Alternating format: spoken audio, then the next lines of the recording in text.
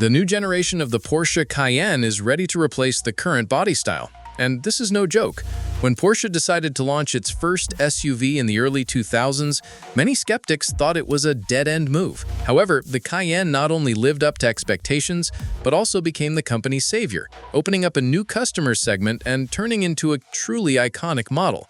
Today, it's Porsche's best-selling car, and I've gathered a lot of interesting information about the new generation of this bestseller.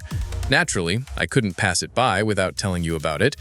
First, let's take a look at the exterior, then move on to the interior, and finally I'll tell you about the technical part. So let's go. Judging by the latest spy shots, where the SUV has almost completely shed its camouflage wrap, it looks more upright and muscular, with a clear bias towards sportiness and a stricter presence. Special attention should be paid to the headlights, designed in the style of the electric Macan. 4 slim horizontal LED strips serve as daylight running lights and turn signals, creating a modern and recognizable light signature. This is Porsche's new signature design language, and it will take some getting used to. The camouflage still hides details of the front bumper, but active air intakes and a central radar integrated in the lower part are already visible. Porsche first tested such elements on the updated 911, where active flaps help manage aerodynamics and cooling. So here, these features will also be functional. From the side, the new Cayenne looks equally sporty. A short front overhang, massive wheel arches, and sharper body lines give its silhouette an aggressive edge.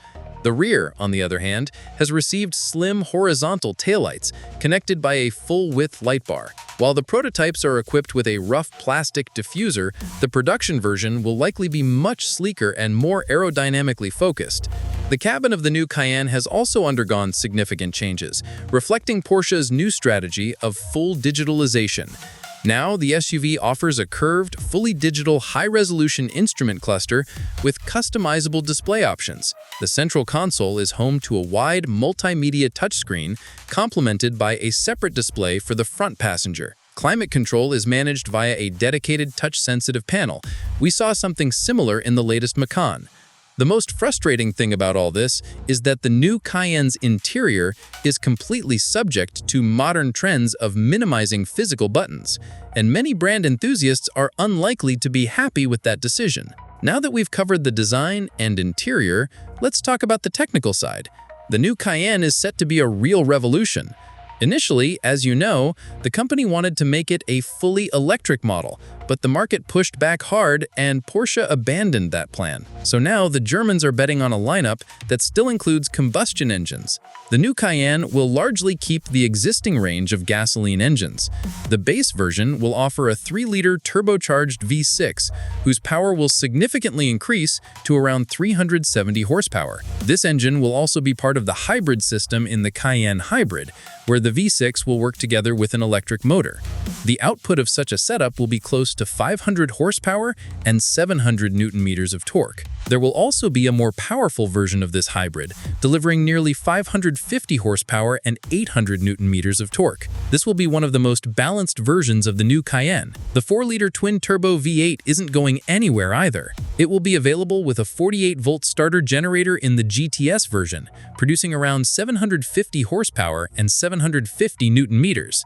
This will likely be one of the most balanced versions of the new Cayenne. The same engine will also be used in the hybrid setup for the turbo hybrid, where combined with an electric motor, it will deliver 800 horsepower and 1,000 Newton-meters of torque. This will be the most powerful gasoline Cayenne to date. And what about the Cayenne Turbo GT? Here's where things get interesting. At this stage, the company is considering creating 2 versions of this model to satisfy both ICE enthusiasts and EV fans. The gasoline Turbo GT will retain the 4-liter V8 paired with a 48-volt starter generator, allowing it to produce nearly 700 horsepower and 900 Newton-meters.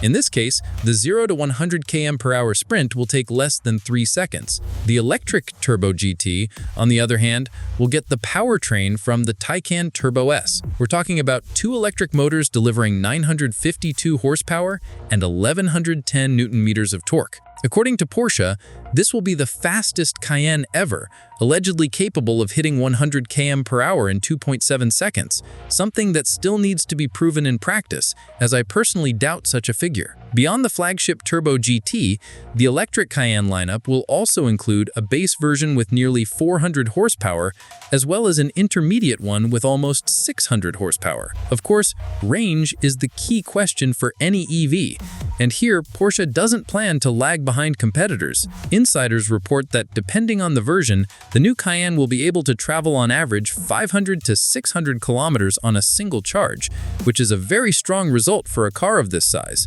Moreover, Porsche is preparing a next-generation battery with higher energy density and support for ultra-fast 350 kilowatt charging. This will allow the battery to charge from 10 to 80% in under 20 minutes, making everyday use as convenient as possible. The arrival of the electric Cayenne will not only expand Porsche's lineup, but also seriously change the balance of power in the premium SUV market. More than that, the success of the electric Cayenne could determine the fate of other models. It's entirely possible that in the future, we'll see electric versions of even the numbered series and perhaps the legendary 911. All this shows that the Cayenne is once again becoming a car that changes the rules of the game, just as it did 20 years ago. Back in 2002, it proved to skeptics that an SUV could wear the Porsche badge, and now it must prove to everyone that the Cayenne can be electric.